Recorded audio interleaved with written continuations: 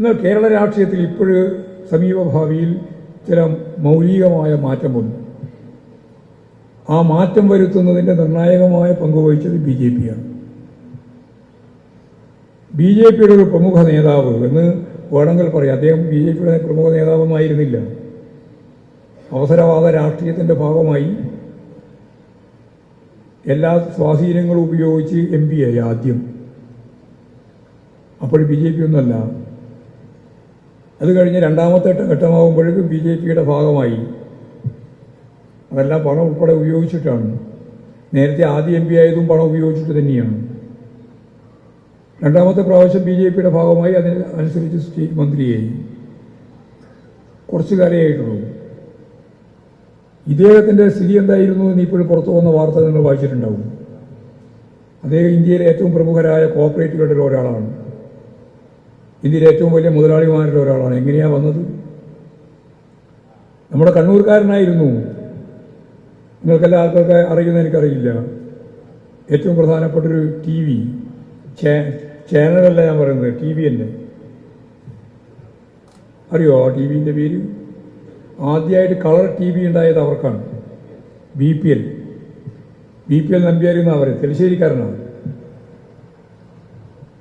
അദ്ദേഹമാണ് ഏറ്റവും പ്രധാനപ്പെട്ട ഇന്ത്യയിൽ തന്നെയുള്ള ഇത്തരം സംവിധാനങ്ങൾക്ക് നേതൃത്വം കൊടുത്തുകൊണ്ടുപോകുമ്പോൾ രണ്ടാളാണ് യഥാർത്ഥത്തിൽ ഈ ഇലക്ട്രോണിക് യുഗത്തിൽ ഇന്ത്യയിലെ പ്രമുഖരായ രണ്ടാൾ. അത് രണ്ടാൾ കണ്ണൂർക്കാരാണ്. ഒന്നാരാ ഇലക്ട്രോൺ ഉൾപ്പെടെ നമ്മുടെ ഏറ്റവും പ്രധാനപ്പെട്ട തിരുവനന്തപുരത്തെ പാർക്ക് എല്ലാം യഥാർത്ഥത്തിൽ ഈ KPP നമ്പ്യാരുടെ ഏറ്റവും ശക്തമത്തായ ഇടപെടലിൻ്റെ ഭാഗമായിട്ട് നായനാരിനെയാണ് അത് ചെയ്തത്. ടെക്നോ പാർക്ക് ഉൾപ്പെടെ. ഇന്ദിരാഗാന്ധിയുടെ ഉപദേഷ്ടാവായിരുന്നു, ശാസ്ത്ര സാങ്കേതിക ഉപദേഷ്ടാവായിരുന്നു KPP നമ്പ്യാർ. അതുപോലെ തന്നെ തലശ്ശേരിക്കാരനായിട്ടുള്ള ഈ BPL നമ്പ്യാർ. അദ്ദേഹത്തിൻ്റെ ഏറ്റവും പ്രധാനപ്പെട്ട ടെലിവിഷൻ, അതിൻ്റെ നിർമ്മാണത്തിന് വേണ്ടി അയാളും അയാളുടെ ഭാര്യയും മകളും ഒരു ട്രസ്റ്റായിട്ടാണ് വർക്ക് ചെയ്തത്. കർണാടകത്തിൽ സ്ഥലം വാങ്ങി, ലീസിന് വാങ്ങിയതാണ്. 149 ഏക്കർ സ്ഥലം വാങ്ങി. എല്ലാം കൂടി 175 ഏക്കറുണ്ട്. ആ 149 ഏക്കറിൽ അത് കൃഷിസ്ഥലമാണ്. കുറേ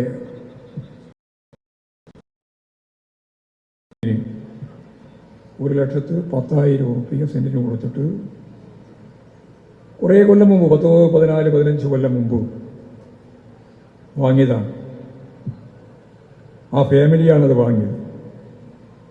14 കൊല്ലമായി വിറ്റിട്ടിൻ്റെ 14 കൊല്ലം. അപ്പോൾ അതിനും പോയി 14 കൊല്ലം, 10-20 കൊല്ലത്തിലധികം നടത്തി. അതെന്തിനു വേണ്ടിയാണ് കിട്ടിയത്? ഗവൺമെൻറ് കൊടുത്തതാണ്. Karnataka industrial area development board, അവരിൽ നിന്നാണ് ഇത് വാങ്ങിയത്. ലീസിനാണ് വാങ്ങിയത്. വിൽക്കാൻ ഒരിക്കലും പാടില്ല. വിൽക്കാൻ അധികാരമില്ലാതാണ്, അവകാശമില്ലാതാണ്. അങ്ങനെ 149 ഏക്കർ വാങ്ങിയിട്ട് അത് ഞാൻ പിന്നെ അതിൻ്റെ അപ്പുറത്തൊന്നും ഞാൻ അധികം പറയുന്നില്ല. ഈ രാജീവ് ചന്ദ്രശേഖരൻ്റെ ഭാര്യ ഈ നമ്പ്യാരുടെ മകളാണ്.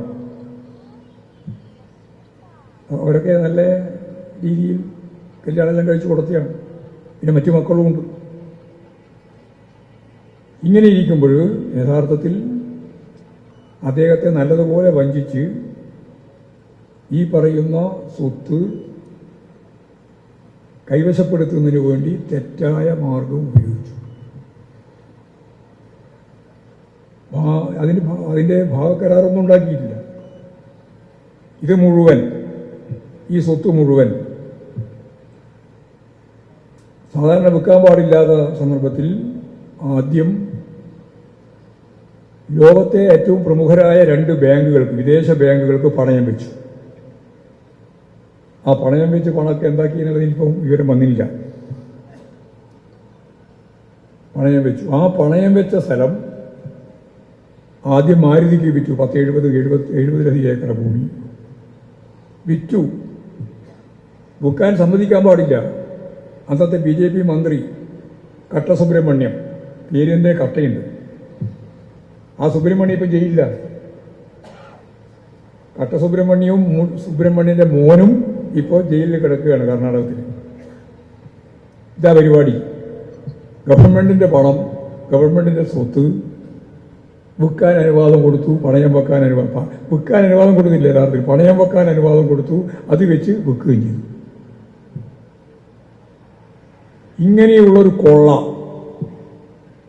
നടത്തിയിട്ടുള്ള ഒരാളാണ് ഈ പറയുന്ന രാജീവ് ചന്ദ്രശേഖരൻ എന്ന BJP പ്രസിഡന്റ് കേരളത്തിൽ. ഞങ്ങളിത് കുറച്ച് ദിവസമായി പറയാൻ തുടങ്ങിയിട്ട് ഒരക്ഷരം പറഞ്ഞിട്ടില്ല ഇന്നേവരെ.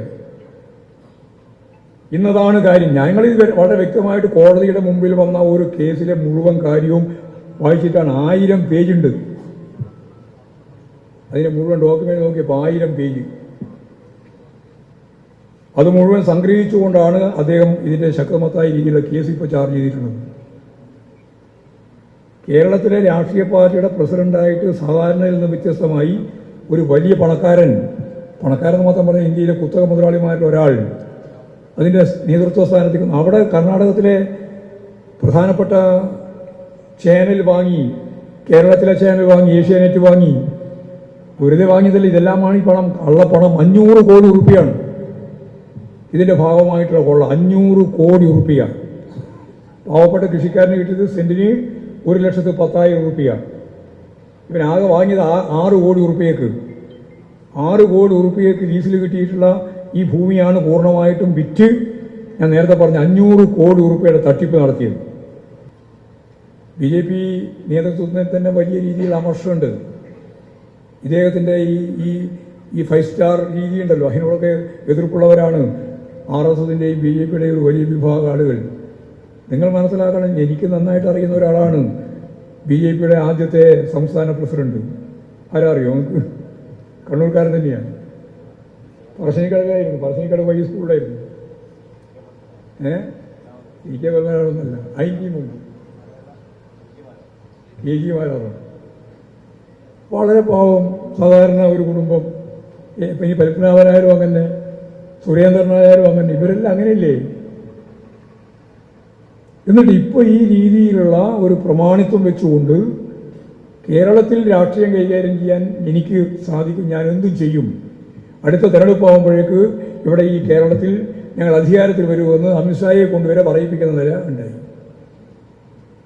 ഞാൻ സമഗ്രമായൊരു അന്വേഷണം നടത്തണമെന്നേ പറയുന്നുള്ളൂ. SIT അന്വേഷണം നടത്തണം.